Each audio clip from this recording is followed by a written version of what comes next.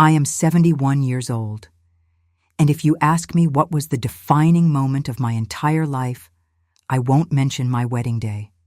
I won't mention holding my babies for the first time.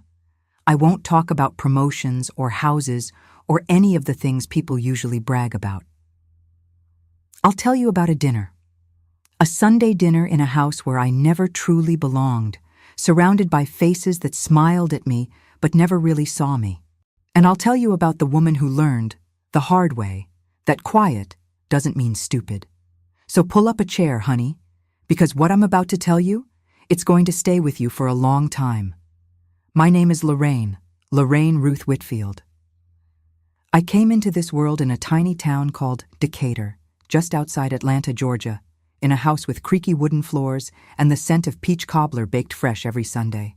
My mama cleaned houses for wealthy families on the nice side of town. My daddy worked the night shift at a textile mill until his back gave out. We didn't have much, but we had pride, we had faith, and we had each other. Growing up, I learned early that a woman's voice could be her greatest weapon, or her biggest liability. My mama used to say, "Lorraine, sometimes the smartest thing you can do is keep your mouth shut and your eyes wide open." And I listened. I learned to nod when I wanted to scream, to smile when I wanted to cry, to swallow every bitter pill life handed me without making a face. For a long time, I thought that made me strong. Turns out, it just made me an easy target. Because when you spend your whole life being agreeable, being accommodating, being the woman who never rocks the boat, sooner or later, someone decides to use that against you. Someone who mistakes your kindness for weakness. Someone who sees your silence as permission. And in my case, that someone wore cashmere sweaters and served sweet tea with a smile sharp enough to cut glass. Her name was Vivian, my mother-in-law. I met my husband the summer I turned 23. His name was Thomas, tall, with hands rough from honest work and a laugh that made you feel like everything was going to be okay. He was working construction in Savannah and came through Decatur to visit an old army buddy. Spotted me at the diner where I waitressed on weekends, pouring coffee and pretending not to notice him staring. He says he knew right then I was the one. I say he just didn't know how to take no for an answer, because he came back the next morning, and the morning after that, and every morning for 2 weeks straight, ordering the same cup of black coffee and slice of apple pie, just to sit at my counter and make small talk. Finally, my boss, a gruff old woman named Miss Ruthie, pulled me aside and said, "Girl, either give that boy your phone number or I'm going to have to start charging him rent for that stool." So I gave him my number. The phone calls turned into dates. The dates turned into something deeper. And before I knew it, I was standing in a little white church in my mama's wedding dress, promising to love and cherish Thomas Eugene Whitfield until death do us part. What nobody told me was that marriage doesn't just join two people. It joins two families. And Thomas's family came with baggage I never could have imagined. Vivian was the kind of woman who commanded a room without raising her voice. Always dressed just so. Pearl necklace, hair pinned in perfect waves, lipstick that never seemed to smudge.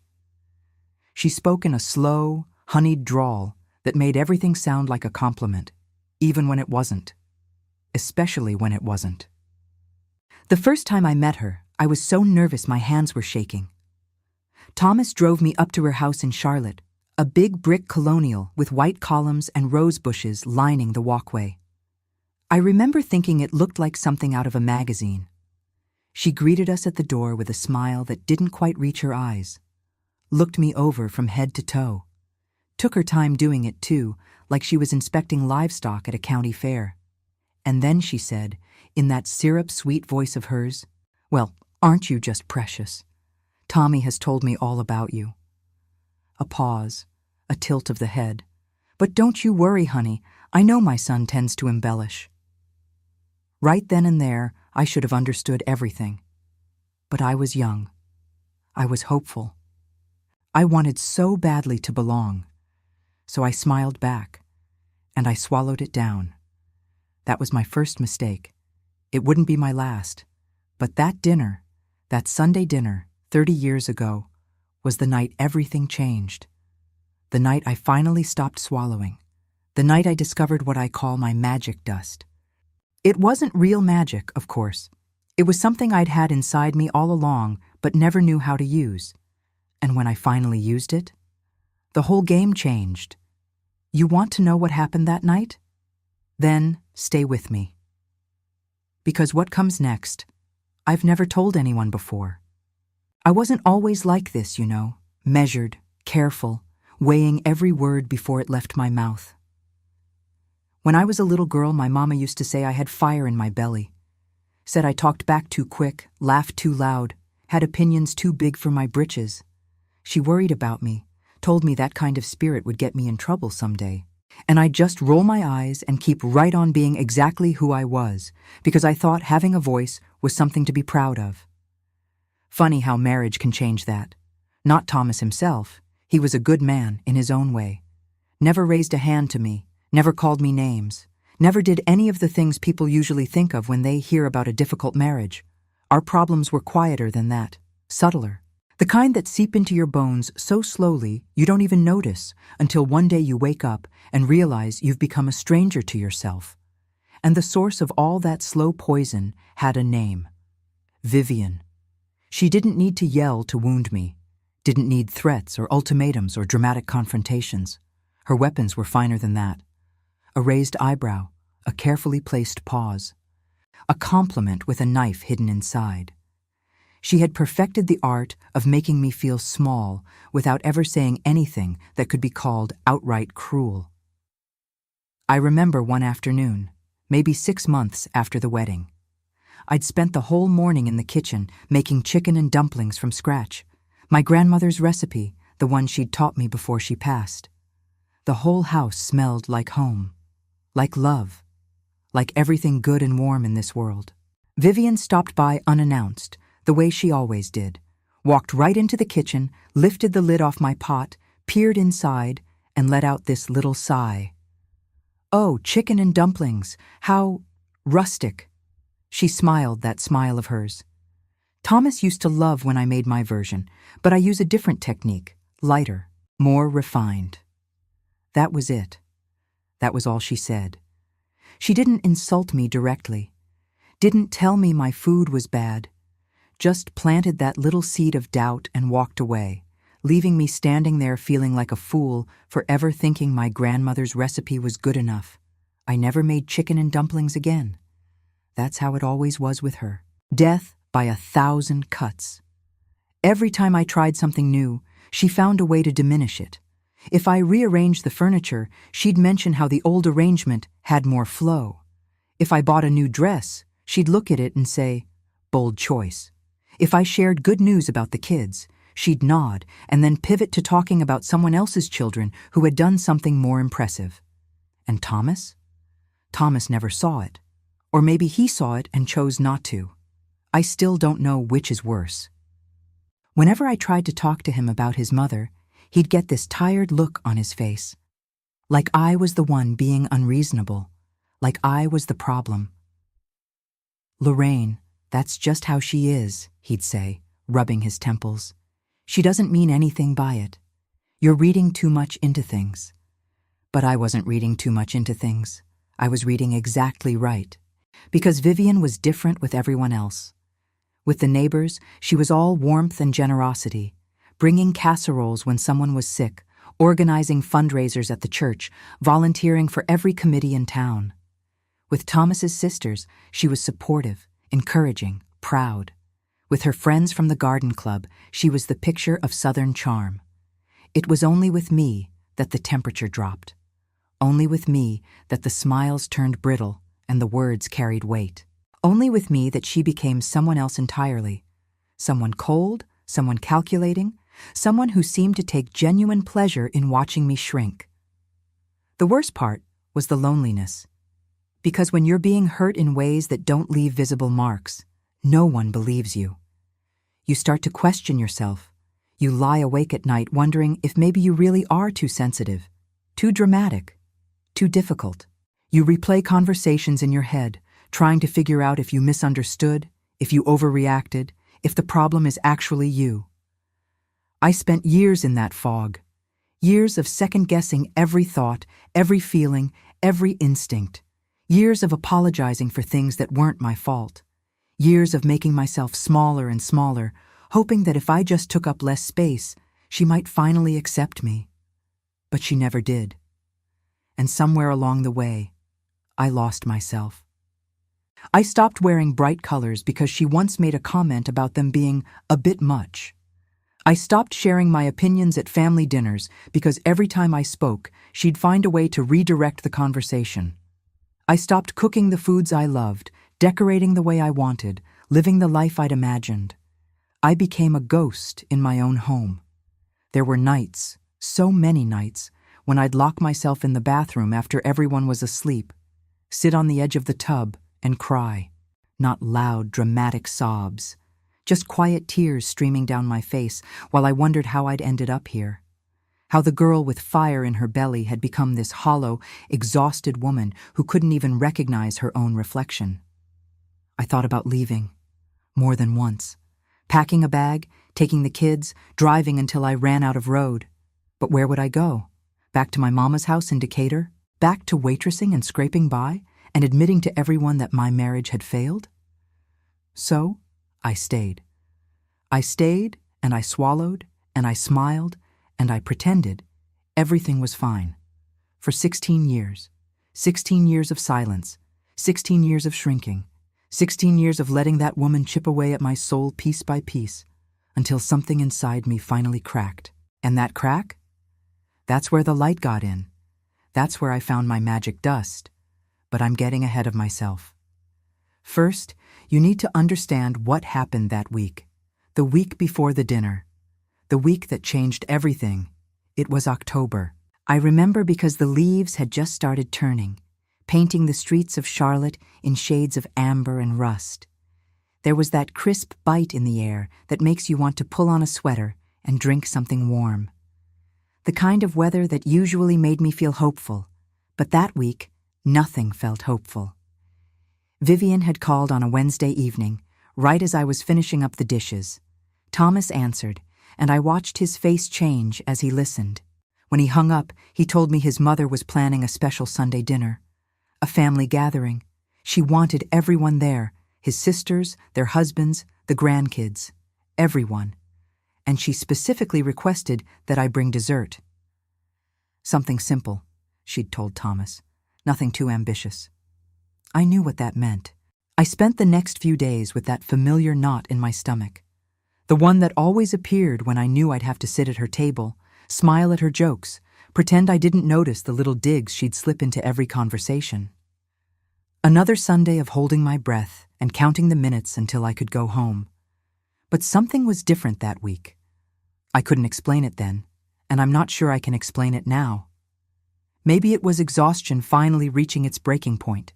Maybe it was the fact that I'd just turned 40 and caught myself wondering how many more years I was going to spend living like this. Maybe it was just time. Whatever it was, I started paying attention in a way I hadn't before. Little things I'd always dismissed suddenly seemed significant. The way Vivian had been acting strange lately, distracted, secretive, always checking her phone.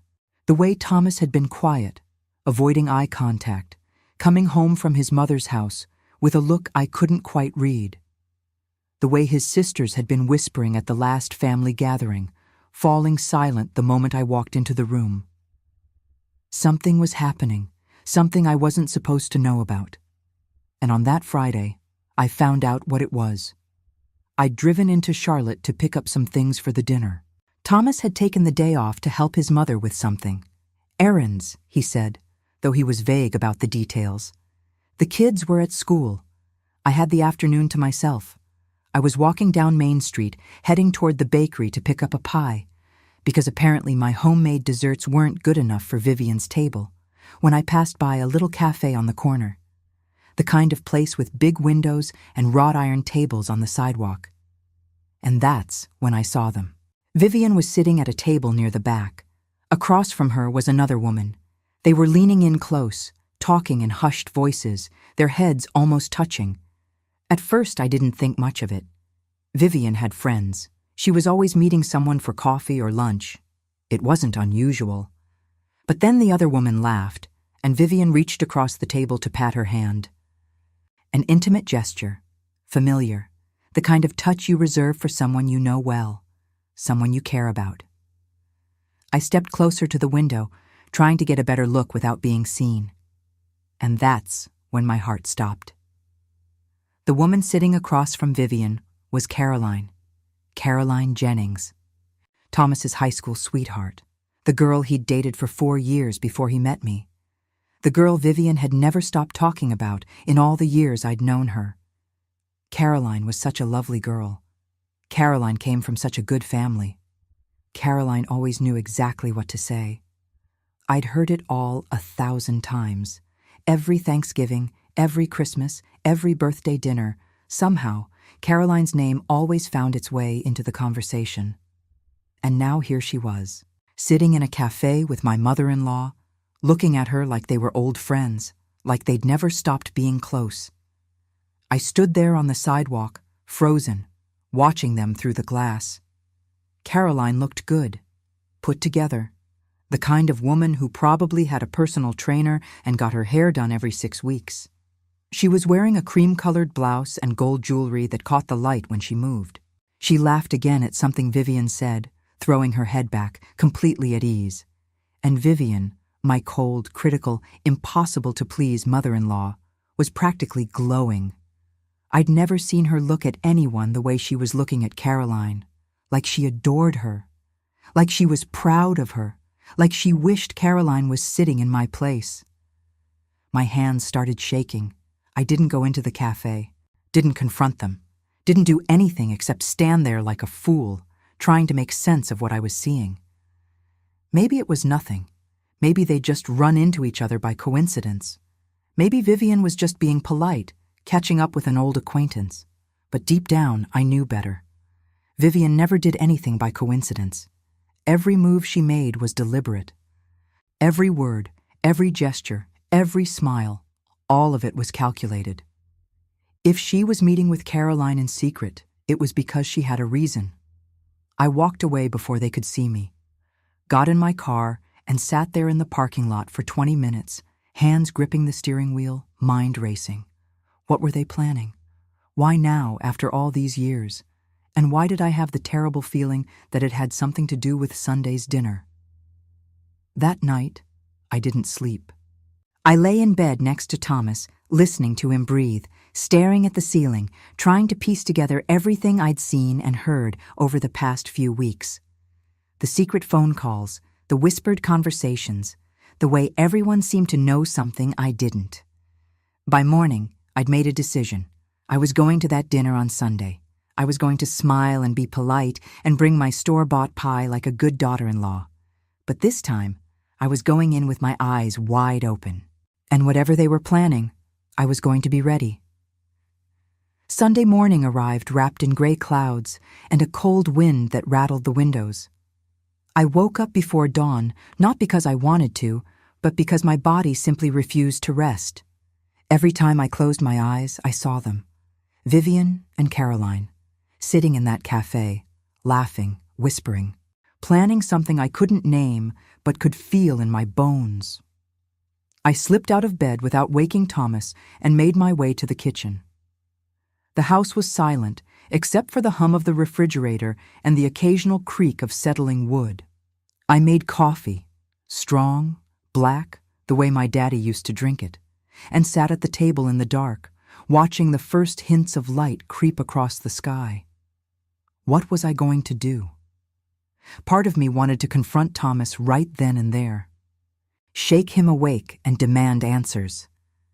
Tell him what I'd seen and watch his face to see if he already knew. But another part of me, the part that had learned to survive 16 years in this family, knew that would be a mistake. If I confronted him now, he'd do what he always did. Defend his mother. Tell me I was imagining things. Make me feel crazy for questioning the woman who could do no wrong in his eyes. And then he'd call Vivian, warn her that I was suspicious, and whatever they were planning would just go underground. They'd be more careful, more secretive, and I'd never find out the truth. No, I needed to be smarter than that. I needed to wait. Watch. Gather information before making any moves. It's funny, I'd spent so many years feeling powerless in this family. Like I was always on the outside, always one step behind, always reacting to whatever Vivian threw at me instead of taking control of my own life. But that morning, something shifted. For the first time, I wasn't just going to sit there and take it. I was going to play the game on my own terms. The hours passed slowly. Thomas woke up around 8, shuffled into the kitchen, kissed my cheek like he did every morning, asked if I'd slept okay. I lied and said yes. He didn't notice anything different about me. But then again, he rarely did. The kids were at their friends' houses for the weekend, so it was just the two of us getting ready for the dinner. I took my time in the shower, letting the hot water run over my shoulders, trying to ease the tension that had settled there like a weight. It didn't help much. When I got out, I stood in front of the closet for a long time, staring at my clothes. Normally, I would have picked something neutral, something that wouldn't draw attention, something Vivian couldn't criticize. But not today. Today, I reached for a dress I hadn't worn in years. Deep burgundy, fitted at the waist, elegant but bold. I'd bought it on a whim once, back when I still believed I had the right to feel beautiful. Then I'd shoved it to the back of the closet because I knew Vivian would find a way to make me regret wearing it. Well, not anymore. I put on the dress. Did my hair different. Loose curls instead of my usual practical ponytail. Applied lipstick a shade darker than I normally wore. When I looked in the mirror, I barely recognized myself. Not because I looked different on the outside, but because something in my eyes had changed. There was a spark there that I hadn't seen in years. A flicker of the girl I used to be. The one with fire in her belly who wasn't afraid to take up space. Thomas noticed when I came out of the bedroom, did a double take, smiled in that appreciative way he used to smile at me when we were first dating. "Wow," he said. "You look beautiful. What's the occasion?" I just smiled back. "No occasion. Just felt like making an effort." He didn't push further. He never did. We drove to Charlotte in relative silence. Thomas listened to the radio, some talk show about football that I tuned out completely. My mind was elsewhere, running through scenarios, preparing myself for whatever was waiting at that house. When we pulled into Vivian's driveway, I felt my stomach clench. The house looked the same as always, stately, intimidating, perfect. The rose bushes were trimmed, the columns gleamed white. Every window sparkled like it had been polished that morning, which it probably had. But today, I didn't let it intimidate me. I got out of the car, smoothed my burgundy dress, and walked up those front steps with my head held high. Vivian answered the door wearing a forest green dress and that same pearl necklace she always wore. Her eyes swept over me the way they always did, assessing, judging, cataloging every detail for later use. I saw her register the dress, the hair, the lipstick. Saw the flicker of surprise in her eyes before she masked it with her usual polished smile. "Lorraine, darling, don't you look festive?" I smiled right back at her. "Thank you, Vivian. You have such a lovely home. As always." Two could play at this game. Inside, the house was already buzzing with activity. Thomas's sisters, Patricia and June, were in the living room with their husbands. The table was set with the good china, the stuff Vivian only brought out for special occasions. Candles were lit, flowers arranged in a crystal vase. Whatever this dinner was, it wasn't just a casual family gathering. This was a production. And I was starting to understand that I was meant to be the audience, or maybe the target. I accepted a glass of wine from Patricia, made small talk with June's husband about the weather, and positioned myself near the window where I could see everyone without being the center of attention. I watched, I listened, I noted every glance, every whispered word, every meaningful look that passed between people who thought I wasn't paying attention. And then the doorbell rang. Vivian practically floated to answer it, her face lighting up in a way I'd never seen directed at me. I didn't need to see who was at the door. I already knew. But when Caroline walked in, blonde hair perfectly styled, wearing a cream-colored cashmere sweater and pearls that matched Vivian's, I still felt like I'd been punched in the gut. She was here, in this house, at this family dinner, and from the way everyone greeted her, the hugs, the kisses, the warm exclamations of, "So good to see you," it was clear that I was the only one who hadn't been expecting her. The trap had been set, and I had just walked right into it. Caroline moved through that house like she belonged there. She hugged Vivian like a long-lost daughter, kissed Thomas's sisters on both cheeks like they were old friends, complimented the flower arrangements, the table settings, the scent of roast beef drifting from the kitchen. Everyone smiled at her. Everyone welcomed her. Everyone acted like her presence was the most natural thing in the world. And me?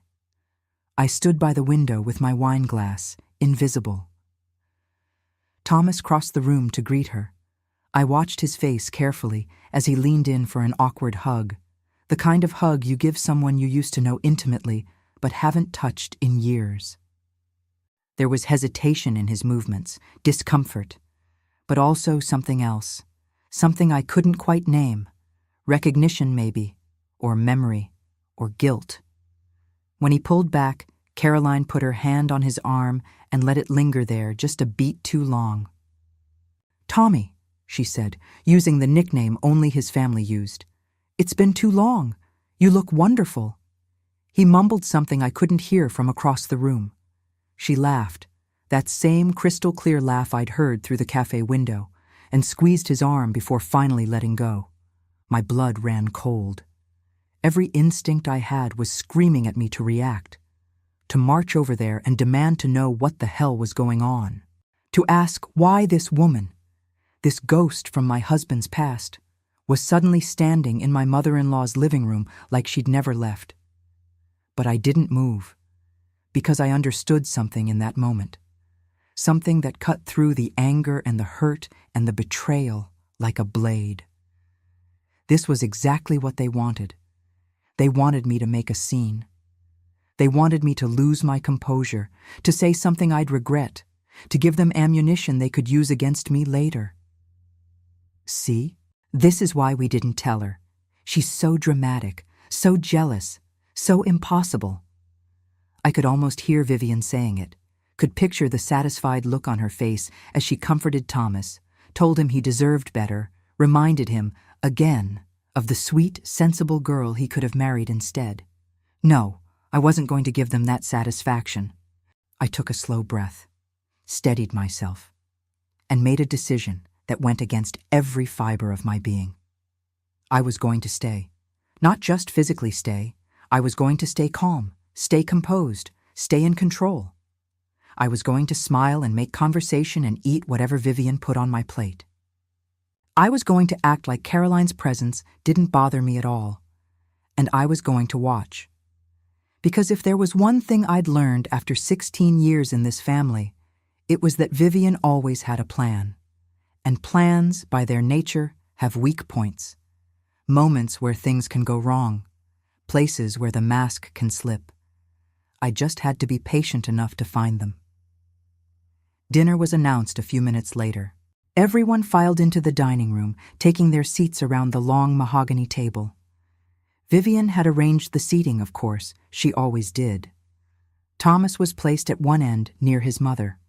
I was seated in the middle, flanked by Patricia on one side and June's husband on the other. And Caroline? Caroline was placed directly across from Thomas, where she could look at him all through dinner, where he couldn't avoid meeting her eyes. Subtle, so subtle. The meal began with small talk, weather, work, the new shopping center going up on the edge of town, safe topics, boring topics. The kind of conversation that fills space without saying anything real. I participated just enough to seem normal, answered questions when asked, laughed at the appropriate moments, complimented Vivian's roast beef even though it stuck in my throat like sawdust. And all the while, I watched. I noticed how Caroline kept steering the conversation toward the past, mentioning places she and Thomas used to go, people they used to know, memories that didn't include me. Remember that summer at Lake Norman, Tommy? When we rented that little cabin and it rained for 3 days straight? Oh, and what about that concert in Raleigh? The one where you lost your car keys and we had to walk 5 miles to find a payphone? Each story was a tiny dagger, a reminder that she had history with my husband, that there was a whole chapter of his life I wasn't part of, that she had known him first, loved him first, been loved by him first.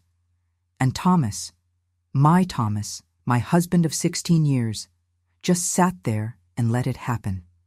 Smiled at the memories, added details she'd forgotten, laughed at inside jokes I would never understand. I felt something crack inside my chest, but I didn't let it show. Instead, I turned to Patricia and asked about her garden, commented on the centerpiece, requested the recipe for the dinner rolls even though I didn't care, kept my voice light, my smile fixed, my hands steady around my fork and knife. I was playing a role, the role of a woman who wasn't bothered, a woman who was secure in her marriage, a woman who had nothing to fear from some blast from the past. And maybe, just maybe, that confused them. I caught Vivian glancing at me more than once, quick, assessing looks, like she was waiting for something, expecting something. Each time, I met her gaze with a pleasant smile, then looked away as if I hadn't noticed anything unusual. The uncertainty in her eyes was almost worth the pain in my chest. Halfway through dinner, I excused myself to use the restroom. But I didn't go to the guest bathroom off the living room, the one Vivian directed everyone to use. I went down the hallway, toward the back of the house, toward the room I'd never been allowed to enter. Vivian's study. My heart was pounding so hard I could hear it in my ears. Every step felt like a risk. If someone caught me back here, I'd have no excuse, no explanation. It would confirm everything they probably already thought about me. That I was paranoid, suspicious, snooping where I didn't belong. But I didn't stop. Because something in that room had answers. I could feel it. 16 years of intuition, 16 years of being dismissed and gaslit and made to doubt myself. All of it was screaming at me that the truth was behind that door. I put my hand on the doorknob, took a breath, and turned it. The door opened without a sound. Vivian's study was exactly what I expected. Immaculate, organized, controlled. A heavy oak desk dominated the center of the room, its surface bare except for a brass lamp and a leather-bound calendar. Built-in bookshelves lined the walls, filled with volumes that looked more decorative than read. The curtains were drawn, letting in just enough fading daylight to see without turning on a light. I stepped inside and closed the door behind me. My hands were trembling. My breath came shallow and fast. Every second I spent in this room was a second closer to being caught, but I couldn't turn back now, not when I was this close. I went straight to the desk. The top drawer held nothing interesting: pens, stamps, a checkbook for household expenses. The second drawer was locked. I tugged at it twice before giving up and moving to the third. That's where I found it. A manila folder, thick with papers, tucked beneath a stack of old church bulletins. On the front, written in Vivian's precise handwriting, was a single word: Thomas. My heart nearly stopped. I pulled out the folder and opened it with shaking hands. The first thing I saw was a photograph. Caroline and Thomas, young and smiling, standing in front of a Christmas tree. She was wearing his varsity jacket. He had his arm around her waist. They looked happy, in love, like two people who had their whole future ahead of them. I flipped past the photo. Beneath it were letters, dozens of them, all written in Caroline's looping handwriting, all addressed to Thomas. Some were dated from before we met, but others, my stomach turned, were dated after. Years after. She had been writing to my husband for years, and Vivian had been keeping the letters. I scanned the pages as fast as I could, my eyes catching fragments of sentences. I think about you all the time. I never should have let you go. Your mother says you're unhappy. Maybe it's not too late for us. Your mother says you're unhappy. The words hit me like a physical blow. Vivian hadn't just been meeting with Caroline in secret. She had been feeding her information, telling her about our marriage, encouraging her, keeping her close all these years like a weapon she was waiting to use. I kept digging. Beneath the letters, I found something else. Bank statements, transfers made from Vivian's account to an unfamiliar name. I looked closer and felt the room spin around me. The name on the account was Caroline Jennings. Vivian had been sending her money, not just once or twice. Regularly, monthly deposits going back at least 3 years, small amounts at first, a few $100s here and there, but then larger sums, $2,000, $3,000, $5,000, just 6 months ago. What the hell was this? My mind raced, trying to make sense of what I was seeing. Was Vivian paying Caroline to come back? Funding her life so she'd be available when the time was right? Keeping her on retainer like some kind of insurance policy against me? It sounded insane. But then again, so did everything else I'd discovered. I heard footsteps in the hallway and froze. They passed by the study door without stopping. Someone heading to the bathroom, probably. I waited, barely breathing, until the sound faded. I didn't have much time. I couldn't take the whole folder. Vivian would notice it was missing. But I needed something. Proof.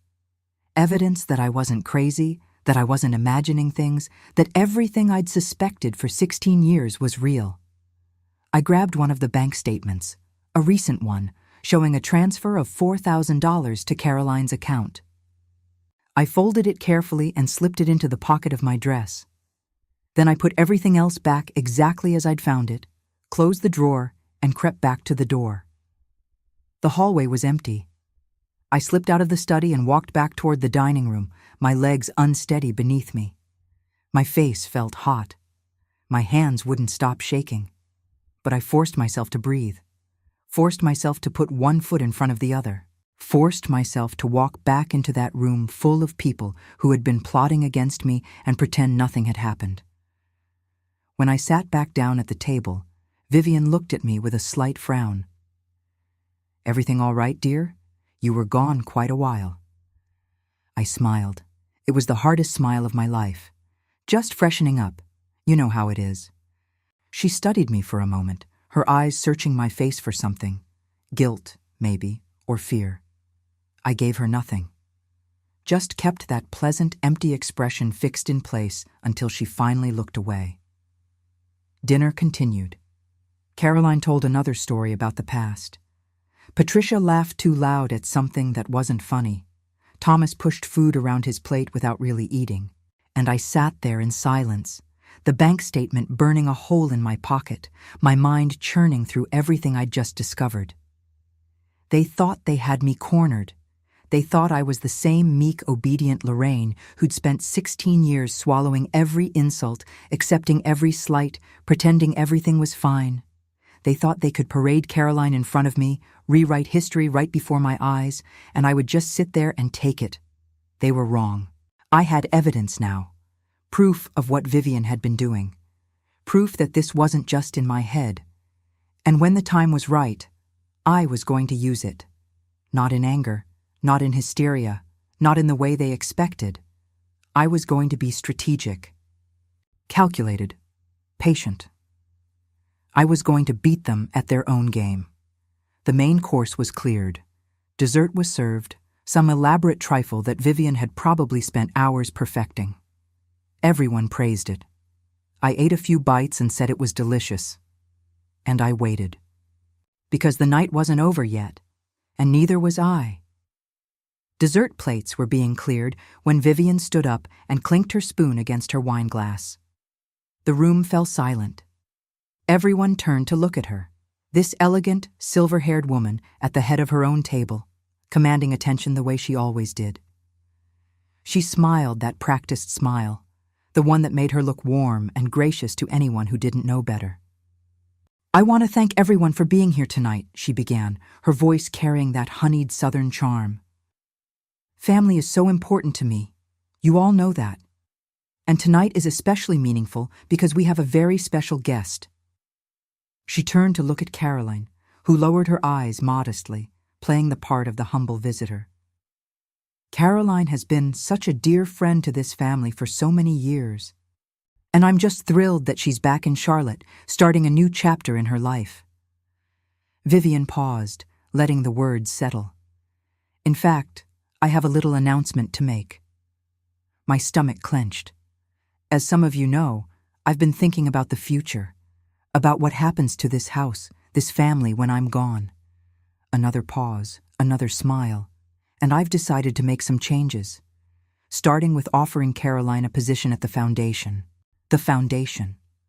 Vivian's pride and joy, the charitable organization she'd built over decades, the thing she controlled with an iron fist, the legacy she'd always said would go to Thomas. The room erupted in murmurs. Patricia and June exchanged glances. Thomas looked like someone had just hit him over the head with a frying pan. "Mother," he said slowly, "what are you talking about?" "Oh, don't worry, sweetheart." Vivian waved her hand dismissively.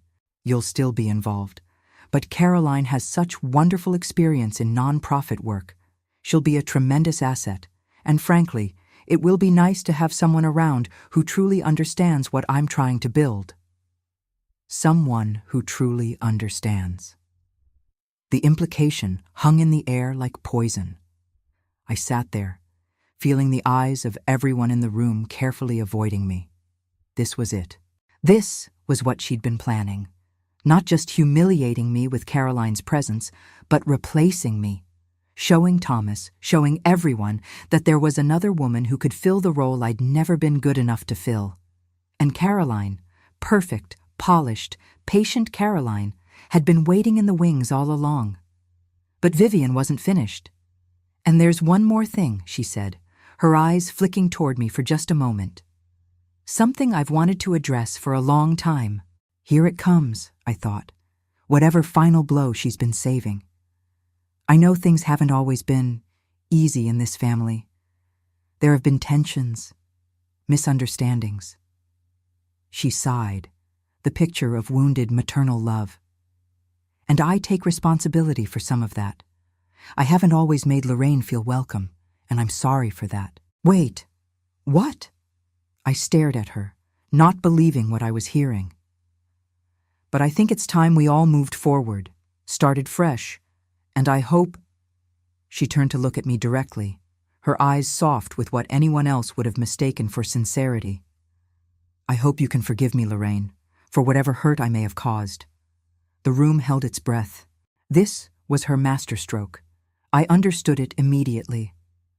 She was apologizing, publicly, graciously, with witnesses, so that whatever I said next would make me look like the villain.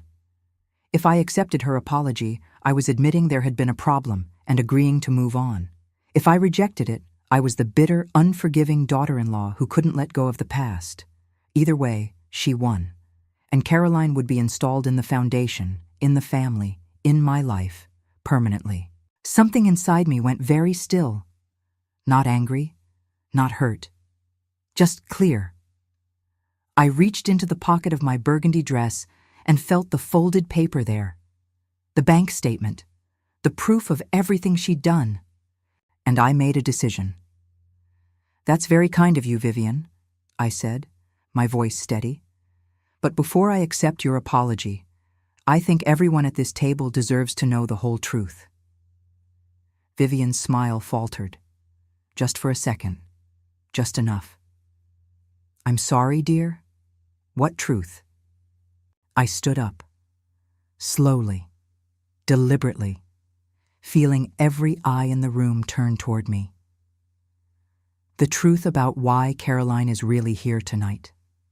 The truth about those monthly payments you've been making to her account for the past 3 years. The truth about the letters she's been writing to Thomas. Letters you intercepted and kept hidden. The color drained from Vivian's face. Caroline's perfectly composed expression cracked. Thomas pushed back from the table. "What letters? What is she talking about?" I pulled the bank statement from my pocket and placed it on the table, right in the center, where everyone could see. "This is a transfer for $4,000 made 6 weeks ago from your mother's account to Caroline Jennings." I looked at Vivian, then at Caroline, then back at my husband. There are dozens more like it. And there's a folder in her study filled with letters Caroline has been writing to you for years. Letters your mother kept hidden. Letters talking about how she told Caroline you were unhappy. How maybe it wasn't too late for the two of you. Silence. Absolute, deafening silence. Thomas grabbed the paper, his hands shaking. Read it once, twice. Then looked at his mother with an expression I'd never seen on his face before. Is this true? Vivian opened her mouth, closed it. For the first time in 16 years, I watched that woman struggle to find words. Tommy, sweetheart, you don't understand. I was trying to protect you. Protect me? His voice cracked. By paying my ex-girlfriend? By hiding letters? By bringing her here tonight to what, exactly? Humiliate my wife in front of the whole family? I never meant... Don't. He held up his hand. Don't you dare. Caroline grabbed her purse and stood up so fast her chair scraped against the floor. I should go. Yes, I said quietly. You should. She left without looking back. The front door slammed behind her, and the sound echoed through the house like a gunshot. And then there was just us, the family, the wreckage. The truth finally laid bare on the table between us. Vivian looked around the room, searching for an ally. But Patricia wouldn't meet her eyes. June was staring at her plate. And Thomas was looking at me. Really looking at me. Maybe for the first time in our entire marriage. Lorraine, he said, his voice rough. I'm so sorry. I didn't answer. I just stood there, in my burgundy dress, with my head held high, because I didn't need his apology. I needed him to finally see. And now he did. The silence that followed was unlike anything I'd ever experienced in that house. No clinking of silverware. No polite murmurs.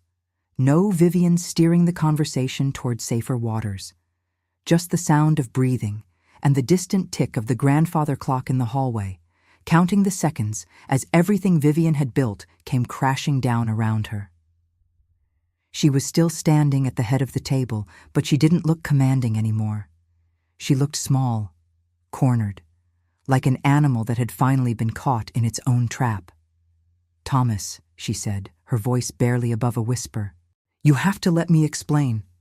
Explain what? He was on his feet now, the bank statement crumpled in his fist. Explain how you've been going behind my back for years? Explain how you brought my ex-girlfriend into my home in front of my wife as part of some sick plan to, what? Break up my marriage? I was trying to help you. Vivian's composure finally cracked. Her voice rose, sharp and desperate. You haven't been happy, Tommy. Anyone can see that. You've been stuck in a marriage that's been draining you for years, and I just wanted... Stop. Thomas held up his hand. Just stop. He turned to look at me, really look at me. And in his eyes, I saw something I hadn't seen in years. Not pity. Not frustration. Not the tired dismissal I'd grown so accustomed to. I saw shame. Lorraine, he said, his voice cracking. I didn't know. I swear to God, I didn't know any of this. I believed him. That was the strange part. After everything, all the years of feeling invisible, all the times he'd taken his mother's side, all the moments I'd wondered if he was part of the conspiracy against me, I believed him. Because Thomas wasn't cruel. He was just blind. Blind to what his mother really was. Blind to what I'd been enduring. Blind to everything happening right under his nose because it was easier not to see. But he was seeing now. 16 years, I said quietly. 16 years I've been telling you something was wrong, that she was hurting me, that I wasn't imagining things, and every single time you told me I was overreacting. He flinched like I'd slapped him. I know, and I'm... Don't apologize yet. My voice was calm, steady, stronger than I'd ever heard it. I'm not finished. I turned to face Vivian. She was gripping the back of her chair, knuckles white, that carefully constructed mask of Southern grace completely shattered. For the first time in 16 years, I was looking at the real woman beneath the pearls and the perfect hair and the honey-sweet voice. And she was terrified. "You know what the worst part is?" I said, taking a step toward her. "It's not the money you gave Caroline. It's not the letters. It's not even bringing her here tonight to parade her in front of me like some kind of trophy." Vivian's lips trembled. "Lorraine, I never meant to—" "The worst part," I continued, ignoring her, "is that you made me doubt myself. For 16 years you made me think I was the problem, that I was too sensitive, too difficult, too much. You made me shrink myself down to nothing, trying to earn approval you were never going to give. You made me feel crazy for seeing what was right in front of my face." Tears were streaming down her cheeks now. I'd never seen Vivian cry. Didn't think she was capable of it. "I'm sorry," she whispered. "I'm so sorry." "No, you're not." I shook my head slowly. "You're sorry you got caught. There's a difference." Patricia stood up abruptly, her chair scraping against the hardwood floor. "I think we should go," she said to her husband, not meeting anyone's eyes. "This is a family matter." "Sit down, Patricia." The words came from Thomas. His voice was hard, commanding, a tone I'd never heard him use with his family before. Patricia froze. "You knew, didn't you?" Thomas turned to face his sisters. "Both of you. You knew what Mother was doing." June stared at her plate. Patricia suddenly found something fascinating about her napkin. We didn't know everything," Patricia finally said. "Mother just said she was helping Caroline get back on her feet, that it was charity. We didn't know about the letters or the—" "But you knew she was here tonight for a reason." Thomas's voice was rising. "You knew something was planned, and you didn't warn Lorraine. You didn't warn me." Silence. That was answer enough. Thomas turned back to his mother, and when he spoke again, his voice was quiet, broken. "Do you have any idea what you've done?" Vivian reached for him, but he stepped back. "I devoted my life to making you proud," he said. "Followed every path you laid out for me. Chose the career you wanted, lived in the town you wanted, raised my kids the way you wanted. And this whole time, you've been trying to destroy my marriage. The one thing in my life that was actually mine. Tommy, please, I'm done." He shook his head. "I'm done defending you. I'm done making excuses. I'm done." He turned to me and held out his hand. "Lorraine, let's go." I looked at his hand. This man I'd loved for 20 years. This man who'd failed me in so many ways, but was finally standing up, finally choosing me. I didn't take his hand, not yet.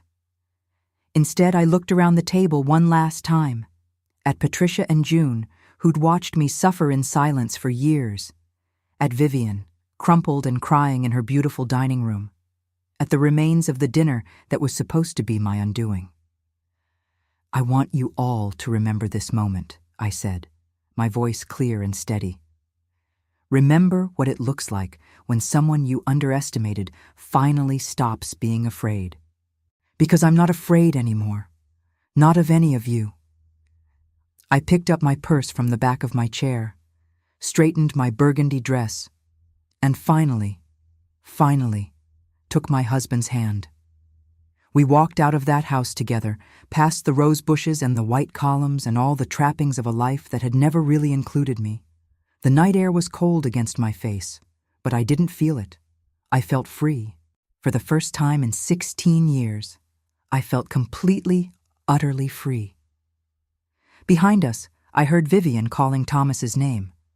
Heard the desperation in her voice, the panic of a woman who had finally lost control. But we didn't stop. We didn't look back. We just kept walking. The drive home that night was the quietest 45 minutes of my marriage. Thomas kept his hands on the steering wheel, eyes fixed on the dark road ahead. I sat in the passenger seat, watching the streetlights blur past, feeling the weight of everything that had just happened slowly settling into my bones. Neither of us spoke. There was too much to say, and no words that felt right. When we pulled into our driveway, Thomas turned off the engine but didn't move to get out. He just sat there staring at our house, the house we'd shared for 15 years, raised our children in, built a life together in, like he was seeing it for the first time. "I failed you," he finally said. His voice was hoarse, raw. "All those years, I failed you." I didn't argue with him. I could have. Could have softened it, told him it wasn't his fault, made excuses the way I'd been making excuses for 2 decades. But I was done with that. Done pretending. Done protecting people from truths they needed to hear. "Yes," I said simply. "You did." He flinched, but he didn't look away. "I should have seen it," he continued. "Should have listened. Every time you tried to tell me something was wrong, I brushed you off. Told myself you were being dramatic, that you and my mother just needed to try harder to get along." He laughed bitterly. "God, I was such a fool." "You weren't a fool." I turned to look at him. "You were her son. You loved her. You wanted to believe she was the person she pretended to be. That's not foolish. It's human." "It's not an excuse." "No," I agreed. "It's not." We sat in silence for another long moment. Somewhere down the street, a dog barked. A car drove past, headlights sweeping across our yard. Normal sounds of a normal night. But nothing about this night was normal. "What do you want to do?" Thomas asked finally. "About us, I mean. About everything." It was the question I'd been asking myself for years. What did I want? For so long I'd wanted to escape, to run away from Vivian, from the family that never accepted me, from the marriage that had become a prison of politeness and pretense. There were nights I'd lain awake, imagining a different life, a life where I was free. But freedom, I was starting to realize, wasn't about running away.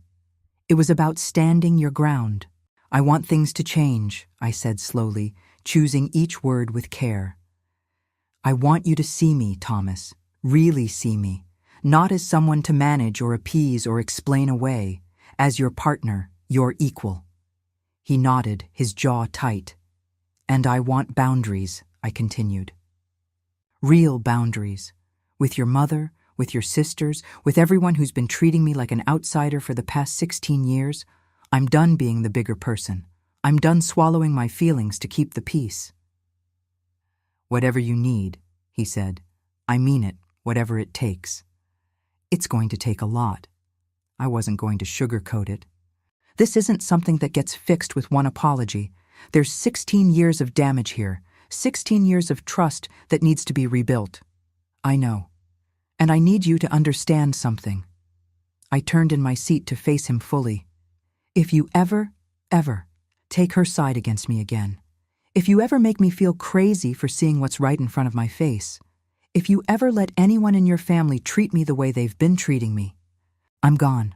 No second chances, no negotiations. I will walk out that door and I will not look back.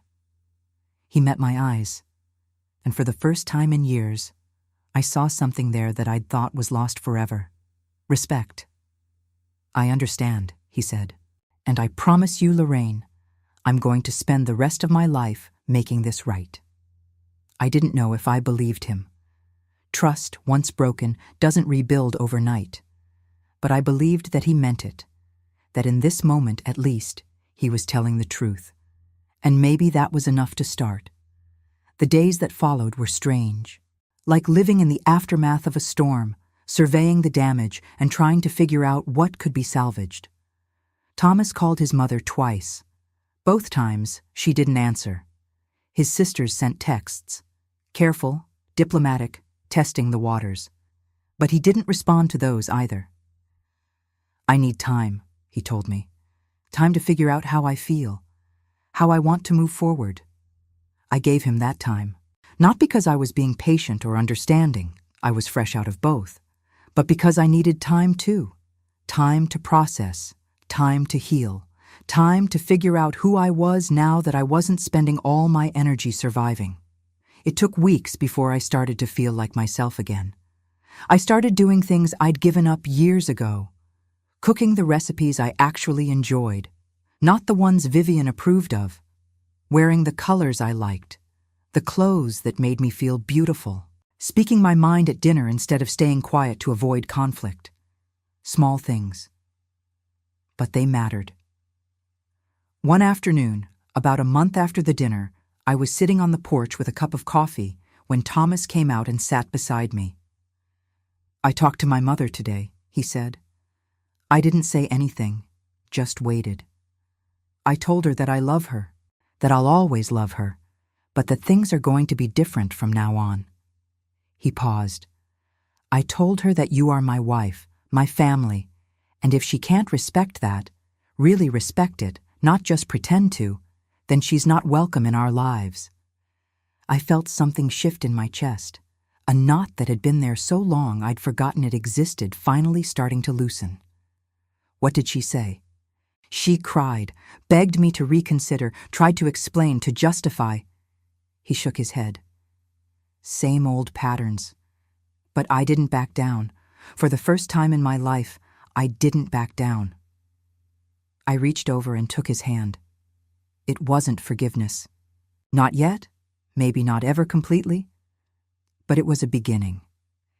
And after 16 years of endings, a beginning was everything.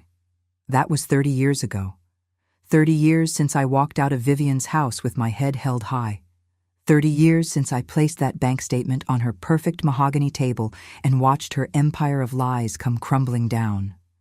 30 years since I finally stopped being the woman everyone expected me to be and started being the woman I was always meant to be. And let me tell you something, honey. Those 30 years, they've been the best of my life. Not because everything was easy. Lord knows it wasn't. Thomas and I had years of hard work ahead of us after that night. Years of counseling. Years of difficult conversations. Years of learning to trust each other again after so much damage had been done. There were moments when I wasn't sure we'd make it, moments when the old patterns tried to creep back in, when old wounds reopened, when it felt like maybe too much had broken to ever be fixed. But we kept trying, both of us, together. And slowly, piece by piece, we built something new. Not the marriage we'd had before. That marriage was built on silence and sacrifice and me making myself smaller to fit into a space that was never designed to hold me. No, what we built was different. Better. A partnership between equals. A relationship where I could speak my truth without fear, where my voice mattered, where I was finally fully seen. Thomas became a different man after that night. Not overnight. People don't change overnight, no matter what the movies tell you. But over time, I watched him shed the blind loyalty that had kept him chained to his mother's version of reality. Watched him learn to question, to listen, to stand up for what was right even when it was hard. Watched him become the husband I'd always needed, but never thought I'd have. As for Vivian, well, that's a complicated story. She didn't give up easily. Spent the first few years after that dinner trying every trick in her book to worm her way back into our lives. The guilt trips, the tears, the carefully worded apologies that never quite admitted fault. She even tried going through the kids, sending them gifts, calling them behind our backs, trying to turn them against me the way she'd tried to turn everyone else. But Thomas held the line, and eventually she got the message. We saw her at holidays sometimes, birthdays, funerals, the unavoidable moments when family gathers whether you want them to or not. She was always polite, reserved, a shadow of the commanding woman she'd once been. The family had seen the truth that night, and even though nobody ever spoke of it openly, everything had changed. Her power was broken. She passed away 8 years ago, peacefully, in her sleep, at the age of 89. Thomas was with her at the end. I wasn't. That felt like something he needed to do alone.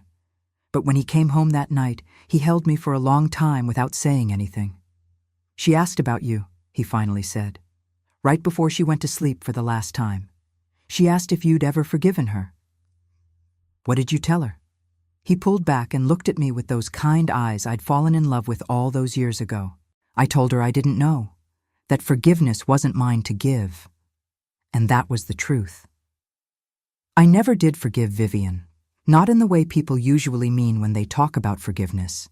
That warm, healing release where you let go of all the anger and hurt and move on with a light heart. No. What she did to me, what she tried to do to my marriage, what she put me through for 16 years, that's not something that just gets erased. But I made peace with it. I stopped carrying her around in my head, stopped replaying all those little cruelties, all those years of manipulation and mind games, stopped giving her power over my thoughts, my feelings, my sense of self. I let her go, not for her sake, but for mine. Because that's the real magic dust, honey. That's the secret I learned that night and every day since. The magic dust isn't revenge. It isn't even justice, although justice helps. The magic dust is taking back your power. It's standing up in a room full of people who want you to fail and saying, "No, I see what you're doing, and I'm not going to let you do it anymore." It's the moment you stop shrinking. The moment you stop apologizing for existing. The moment you look in the mirror and finally recognize the woman looking back at you. I'm 71 years old now. I've got gray hair and wrinkles and knees that ache when it rains. I've buried my parents, watched my children grow up and have children of their own, said goodbye to friends I thought would be around forever. Life has taken things from me, the way life always does, but it's also given me things I never expected. Peace, real, genuine peace, the kind that comes from knowing who you are and refusing to pretend otherwise. Strength, the kind that doesn't come from never falling down, but from getting back up every single time. And love, deep, abiding love from a husband who finally learned to see me, from children who respect me, from grandchildren who climb into my lap and ask me to tell them stories like this one. I don't tell this story to make myself look good. Don't tell it for pity or praise or any of that. I tell it because I know there's a woman out there right now going through exactly what I went through. Sitting at a dinner table, swallowing insults with a smile, lying in bed at night, wondering if she's crazy, watching her husband defend the people who hurt her over and over again until she doesn't even trust her own perception anymore. If that's you, honey, I need you to hear something. You're not crazy. You're not too sensitive. You're not the problem.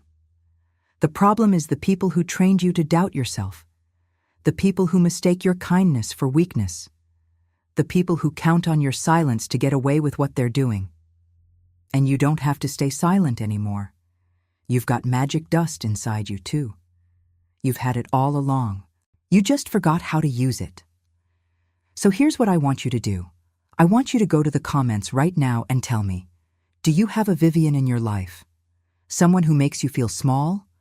Someone who hurts you in ways nobody else can see? You don't have to use names, don't have to give details. Just tell me you're out there. Tell me you're fighting. Tell me you're ready to find your magic dust, because you're not alone, and your story isn't over yet.